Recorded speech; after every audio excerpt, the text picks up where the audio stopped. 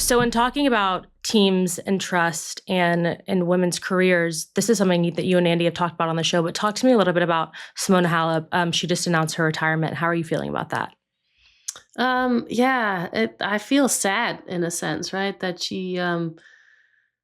the way her last few years have gone, and that she hasn't been able to she's worked very hard to try and compete again and to be healthy after being off the tennis tour for so long. And um, I feel bad for her. I know she's had, I mean, besides the last few years, like she's had an amazing career, and I've been there for a lot of her wins on tour.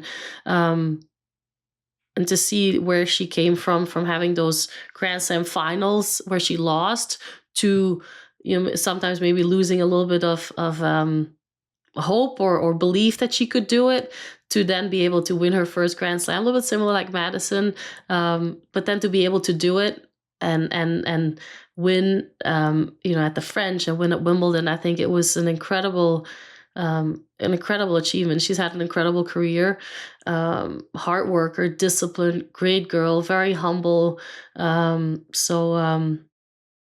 Yeah, I hope that she, besides, being frustrated a little bit, I'm sure, that she can focus on nothing but the good stuff that's happened in her career, and take that with her. I mean, her family is awesome. Like, she worked with Darren Cahill for many years as well, and had a good team around her. And I think, the focus needs to lay on all the good stuff that she's done. Yeah, the response just from what I've seen has been overwhelmingly positive, which has been really nice to see just on socials, people highlighting like you said, the good moments of her career. So from Yeah, what it looks yeah. I like to mean, me, she's one of the most fierce competitors that we've had. But then at the same time, like I mentioned earlier, like she could be in the locker room and talk to you normal, right? And yeah, like that says a lot. And um, yeah.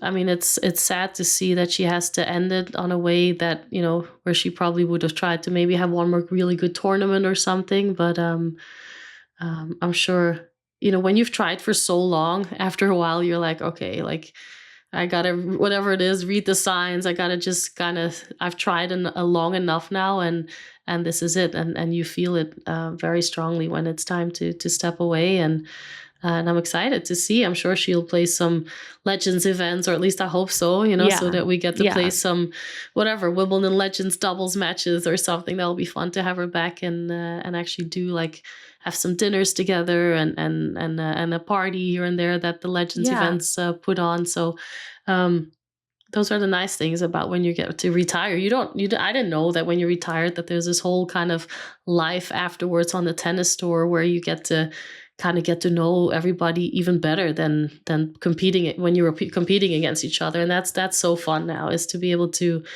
go back, and, like Martina and I last week, like we hung out and we talked, and you catch up, and it's really fun to be able to do that, because there's not many, like, women out there, like when I go to the school gate now, like, who understand the life that we've lived, or Of course. everything that we've gone through. So to be able to share kind of those connections and to those moments is yeah, it feels really nice. Yeah, and you'll always have that, and being able to go back, Yeah. like you said, like, Yeah. no pressure, and enjoy it for what it is. Yep. Like a fan, but so much closer, obviously, than that. Like, Yeah. that's really nice. Because we all started as, like, tennis fans, right? Like, we loved the sport, we loved watching it Yeah. on TV. So now we go back to, like, okay, you competed in it for so long, and then you kind of lose a little bit of the. I'm not saying you lose it, but there's a different energy to going to a tournament. Whereas now, like, I can't wait to, like, watch the quarterfinals at the US Open, or a night session at the US Open, or, like, it's so different than it used to be. But yeah, I still love the sport, and love seeing the new generations compete, and seeing changes for people, like we saw with Madison winning. And, like, those are the most beautiful moments, I feel like, that, sports brings to somebody, and it touches so many people. And yeah, it's Yeah, a you can great feel that. sport. You can feel that everywhere when there's a player that everyone is rooting behind, and then they get that big win. Like, you can just feel that energy. I could feel it through a phone screen. I could feel it through a TV. Like, it just unites Right. everyone. It's so cool. Yeah. It's been really cool.